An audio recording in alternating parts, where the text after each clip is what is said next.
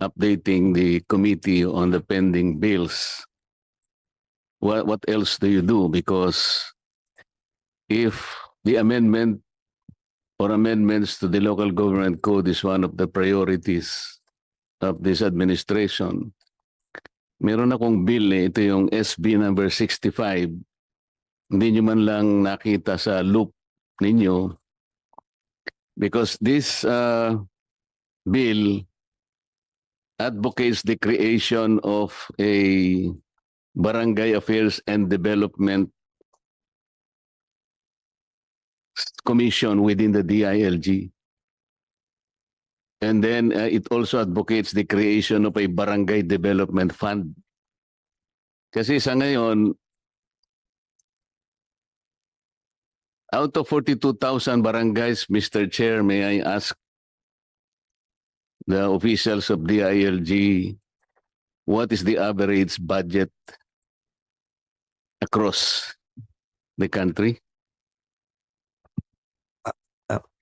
Good morning, Mr. Chair, Your Honors. Based on our data, the average share from the national tax allocation of barangays would be at 4.937 million per barangay. 4.9. Opo, yes. So sabihin na lang nating 5 million. So anong ma-accomplish ng isang barangay sa 5 million budget per year? If you compare it with the more affluent barangays in this country, I will tell you, Barangay Dasmariñas, Barangay Magallanes, Barangay Forbes Park, kung saan nakatira ang ating chairman, ay hindi yata ron. Barangay La Vista, Ayala Heights, Ayala Alabang, White Plains, Katiklan, Barangay Capitolio, Barangay Holy Spirit. I can continue on and on. Itong mga ito, siguro 300 million to close to billions. Pagkatapos ikukumpara mo sa, let's say, sabihin mo na average is 5 million. Anong magagawa ng isang barangay? Kaya nga, itong aking bill na to intends to strengthen the barangay by acquiring more funds. Hindi necessarily yung sa nata lang. Isipin ninyo, Mr. Chair, do you know the average honorarium that a barangay captain receives per month? Average. What is your data? Thank you, Mr. Chair, Your Honor. Our data representing about 87% of all submissions from the 42,011 barangays would peg 87%. of the submissions po. Ako may 100% ako. Yes. Kaya alam ko kung ano yung average. So ano yung sa record mo? The average monthly honorarium of a punong barangay in the Philippines is about 13,159 pesos monthly. Mali yun Your sa'yo. Honor. Sa akin is only 8,000 pesos per month. Yun ang average po nationwide. 8,000 pesos, Mr. Chair, is the salary of our kasambahay in Manila. Totoo po ito. So parang kasambahay na lamang po. Ang responsibility ng barangay captain, Mr. Chair, 24/7. Tama? Overwork, underpaid, sabi nila. They're the first responder. Siya lang frontliner. All national governments palaging inilalatag sa barangay. Ninakaw yung kalabaw ni si barangay. Nagawa yung kapitbahay si barangay. Nawala yung pusa ni ganito si barangay. Pero 8,000 pesos is the national average ng honorarium. Paanong, kaya po hindi talaga, kung talagang binabalak nyo na ayusin natin, yung barangay ang unahin natin. Alam mo, Mr. Chair, ang balak ko pa nga rito, ewan ko kung ganito rin ang iniisip ninyo. Palagay nyo na lang ang population natin ngayon, 115 million Filipinos. Budgetan natin ang barangay conforme sa dami ng population niya. Kung halimbawa isang barangay 5,000 ang kanyang residents, 1,000 ang isang head. So halimbawa, 115 million population, 115B lang yun. Pwede natin i-distribute, Mr. Chair, per head. Makikita mo ngayon yung equitable distribution ng budget. Kung sino yung pinakamaraming tao, mas marami siyang maliban, mapuwera na yung Ignata kasi, siyempre, iba naman kasi yung configuration ng nata ninyo eh. Kailangan po nating bigyan ng pagkakataon yung mga maliliit na barangay, lalo na po yung mga barangay na nasa 4th class, 5th class, and even 6th class municipalities. Wala po silang insurance. Wala silang SSS, wala silang GSIS. Do you know the average honorarium of a barangay tanod nationwide?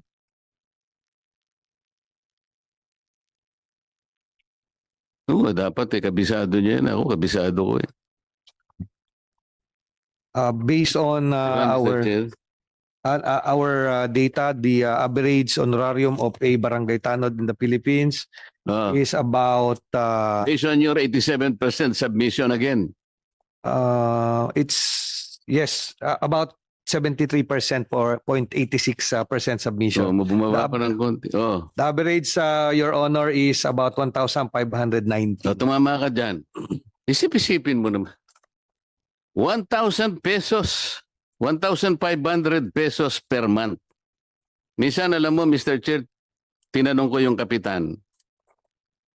Kapitan, did you have the privilege or opportunity to witness, for example, your barangay tanod handing to his wife the monthly honorarium? Mr. Chairman, inaabot nung sa kanyang asawa. Tiningnan mo ba ako yung itsura ng asawa mo habang inaabot mo yung 1,500 na honorarium mo? Opo. Ano ang itsura niya? Nakangiwi po. Ba't di ka mapapangiwi sa 1,000? Tingnan mo. Madam Jessica D. Ito ay kakilala ko. Siya yung presidente ng lahat ng kapitan sa buong Pilipinas. Ang asawa niya ay colleague ko sa... Kumusta na si... Mayor na ba siya o congressman pa rin? Mayor Ano po ang may bibigay niya sa pamilya niya? 1,500. Do you know the honorarium of the member of Lupon Tagapamayapa? Ayan, maiiyak ka na dyan. Mr. Chair, thank you very much.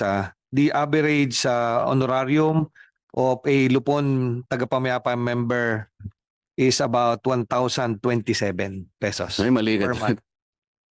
Maling-mali yan. The average is 300 pesos. Paano makakapamayapa? Alam mo, Mr. Chair, sa Maynila, kasi ako nagtatanong po isang barangay sa Maynila, sa unang pagkakataon nabigla ko, kasi ang binanggit niya ay, magkano po honorarium ng inyong 1,000 pesos po, nabigla ako. Napakaswerte ka ako ng nyo. Ngayon lang ako nakarinig, 1,000 pesos pala ang honorarium ng isang miyembro ng Lupon Tagapamayapa. Sir, 1 year po yun. Sabi niya sa akin. Ibig sabihin, 3 piso sa loob ng isang araw. Sinong mapapayapa mong isang komunidad? Ito po yung tingnan natin, Mr. Chair. Minomonitor nyo, kaya medyo nagsisintimiento ng chairman natin. 2012. Kupong-kupong pa yan Ang pinagtutunan yung pansin, Magna Carta. Titingnan po niyo yung Magna Carta. Walang sinasabing karagdagang benefit ng barangay kung pag-uusapan kung saan tayo kukuha ng additional funding aside from Denata. Wala po sa Magna Carta yan Pero ako pong gusto kong pagkukulan ng pansin, bigyan natin ng mas maraming pondo. Kamukha ng mga departamentong hindi naman nagagamit ang kanilang budget. Alam ng ating chairman yan, ang absorptive capacity, bibigyan mo ng 100%, ang magagamit niya lang 25%. Ibigay lahat sa barangay yan para umusad sila. Pwede po bang isama niyo yung barangay ko sa inyong pinag-uukulang Nakaka nakakasama ng loob, Mr. Chair. Hindi man lang nabigyan ng pansin yung napakaganda nung aking nung aking bill eh. Ano, ma'am? Angela po. Assistant Director Yes, sir. Maria Angela, ano yung apelyido, ma'am? Sir. Pasensya na po kayo, mas medyo malabo na po Okay yung lang, mata ko. sir. Di Yes, bale, sir. kabisado po kayong lahat ni Chairman. Patatawag po kayo lahat. Yes, sir. We will consider po. We will Anyway, include.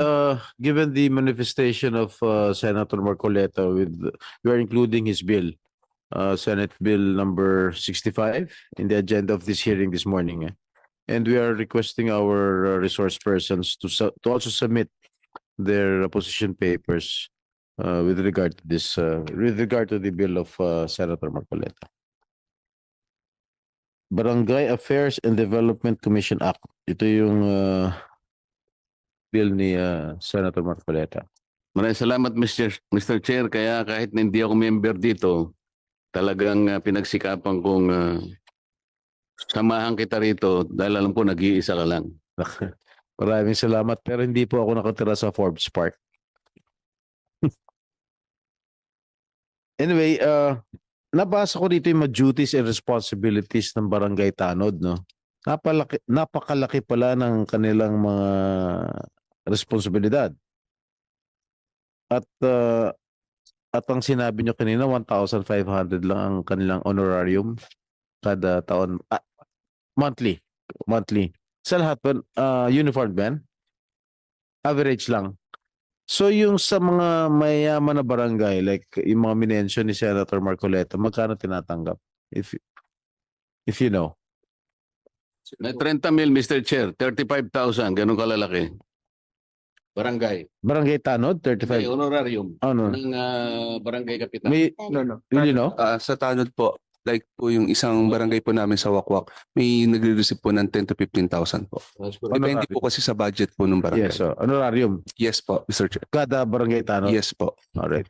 Doon sa mga maliit na barangay, yung mga sa remote provinces, yung pinakamaliit na honorarium na tatanggap nila. Mas budget sir, kaya pang 800 pesos 800. per month po. Anong Plus, fifth class municipality? As low as 800. as low as 800 pesos per month po. And ang pinakamalaki doon so far sa Masbate is 1.5 per month. Yun po ang pinakamalaki. Napakaliit. Depende naman sa budget yan. Kasi nung binasa ko yung mga ang papel na ginagampanan ng Barangay Tanod, napakalawak kasi. Tsaka binubuwis nila ka ng buhay rito. No? Siyempre, naging mayor ko, kaya alam ko yan. Pero siguro, pwede natin siguro doon sa susunod sa ating mga panukalang batas, no? Pwede siguro natin dagdagan yung honorarium ng ating mga barangay tanods. May insurance ba ito? Wala po. Wala pa rin Wala insurance? pong insurance, Mr. Chair. Wala po. Mr. Chair, ako, meron na ikukwento. Dahil nag-i-interview po ako doon sa isang program ko eh. Nagkataon po magkatabi yung dalawang kapitan. Yung isa po ay dito sa may gilid ng White Plains. Ang kanyang barangay, nagkataon pinakamaliit ang area kasi mga 8 barangay po ang akin ni-interview per program. Yung isa po ay galing sa Tanay.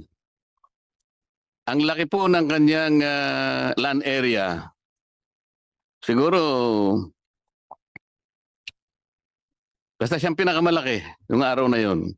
Tinanong ko siya kung magkano po yung honorarium. 7,000 pesos per month. Sa lawak po ng kanyang nasasakupan na barangay sa Tanay. Pagkatapos tinanong ko po yung kapitana na nandyan sa gilid ng White Plains. Ang liit lang ng kanyang nasasakupan. Pero ang kanyang sinasahod, nung tanungin ko siya, magkano naman kapitana ang sinasahod mo? 29,000 pesos po. Alam mo nangyari, Chairman? Nahulog sa upuan yung taga-Tanay eh. Totoo pong nangyari kasi nasa gilid eh. 7,000, napakalaki po ng kanyang nasasakupan. Itong isa, dahil napakalaki ng nata niya siguro, 29,000 pesos per month. Nasaan po yung equity doon? Nasaan po yung justisya doon? Pareho naman po yung trabaho nila 24/7. Malawak pa nga yung kanyang binabantayan, kaya po yung tanod niya dapat 25 yung ang tanod niya sa lawak po ng nasasakupan niya. 500, 800 pesos lang yung tanod niya. Samantalang yung sa White Plains, 11,000, 12,000 pesos per month. Yan po yung disparity. Yung disparity talaga ang nandun ang injustice. It's po sana yung matutukan natin kasi ang barangay po ang, sabi ko nga na kanina, first responder, frontliner, sila po yung unang tumatanggap ng mga national programs na pinalalatag po ng gobyerno.